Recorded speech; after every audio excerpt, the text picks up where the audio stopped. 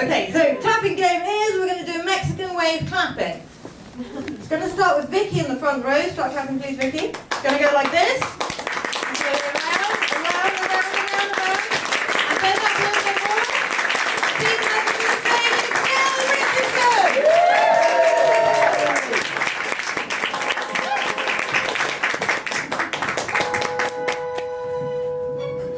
That's very sweet. Thank you very much. I genuinely, I just had to have a wee. I just had to have a wee. It was a nice one as well. Thank you very much for your consideration.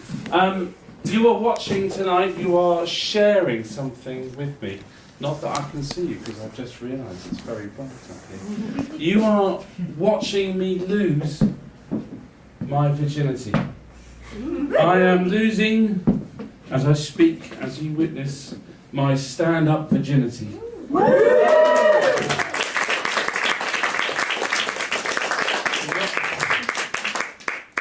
Thank you. Not my lying down virginity. That one that one is a long way in the past. I have my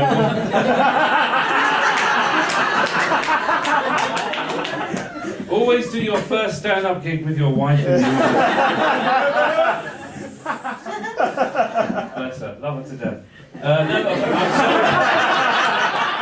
I'm sorry, darling. It was, it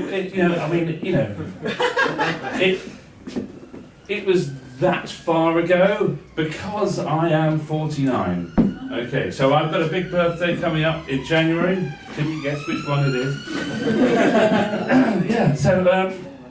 Yes, my stand-up virginity is at this moment yours. You are sharing with me a very intimate moment. It's personal to me, it's personal to you. It's like a glacé cherry. Who's had a glacé cherry? Has anyone here had a glacé cherry? No, you're all shy. I think you've had more than you think. So I'm 49. So I was born in '67. So in the '70s, I was growing up, and in the '70s and into the '80s, people had cocktail cabinets. I don't know if people have cocktail cabinets anymore. You're young. Did your folks have cocktail cabinets? Yeah. Yeah. You've experienced cocktail cabinets. You know the whole thing. You go up to them. You grab the handle and you put it on a magnetic catch. I can't do the sound of a magnetic catch. Let's just try and imagine. It's something like... and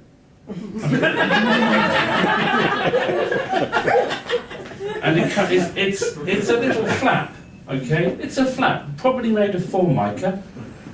And it comes down. There are chains to support it. Okay.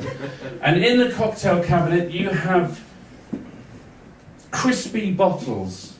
Now, this will date you. Do you know what crispy bottles are? They're bottles when you take them out, your parents brought them back from Ibiza in the 70s. Ibiza wasn't full of rave clubs, by the way, in the 70s. It had a hippie market that was actually full of hippies. You couldn't buy them. That's not where you went to buy hippies. That's not where hippies came from. It's where hippies went to sell kind of hippie shit, but in the 70s there was plenty of that about. Anyway, so my parents had a cocktail cabinet, and they would slide out a bottle of some kind of weird banana liqueur, something like that. So they would slide that bottle out, or sometimes they might just pick it up and put it down. But I like to think of them as sliding it out because it makes another noise. So you've got this noise, and then you've got this noise. Fantastic. And then there's this one. No, it's fine, darling. It's fine. And then there'd be some mixing device they would have got for Christmas from Uncle Eric and Auntie Joan. Something like that. Chrome, steel, and they would have brought this thing out. It's glossy, it's shiny, it's been highly polished, okay? We've got some friends over. It's the 70s, we've got friends over. We do that. We've got maybe some ice, okay? It's splashing out. We've got some ice, we've got an ice machine, maybe some of those little cubes. I said, put some ice in. Put a cocktail with some orange and stuff like that. Maybe Dad puts the top on, bless his heart, gives it a good shake. I can't talk while shaking, by the way, so bear with.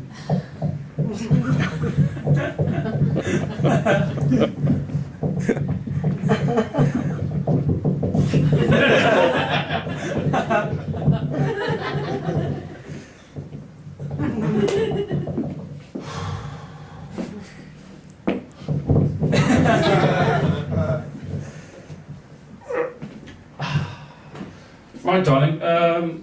Where are the champagne glasses? What do we do with flutes? What do we use? Now, my sister, luckily, was a bit more. She was a bit more worldly travelled. She's 9 years older than me. She did it. That difference never changed. I always thought it might, but no, she's still 9 years older. Very worldly travelled. She bought Mum and Dad some cocktail glasses. I think this is about 76, 77, something like that.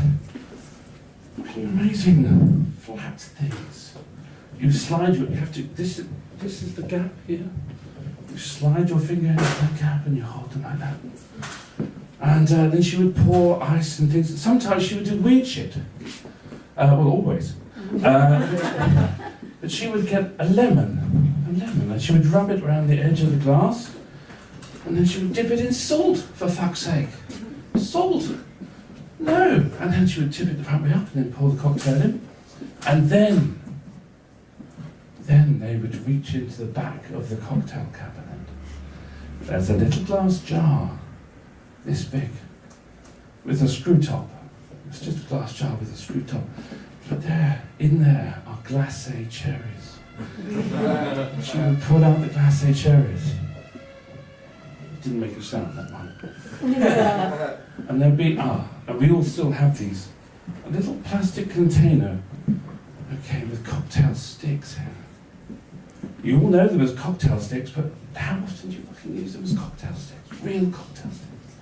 She'd take the cocktail sticks out. Take a cocktail stick out. Reach into the glass jar. It doesn't get more tense than this. Down to the bottom. Has anyone ever tried to get a glacé cherry out of a glass jar with a cocktail stick? It is not easy. That's Uncle Eric over there. Auntie George. I'm here.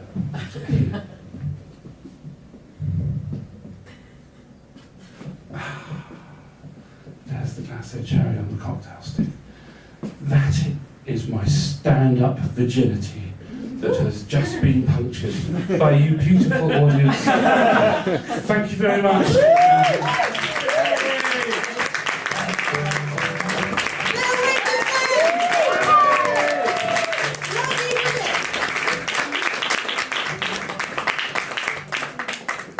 Good. Okay, this is very exciting, guys. We've got one act to go.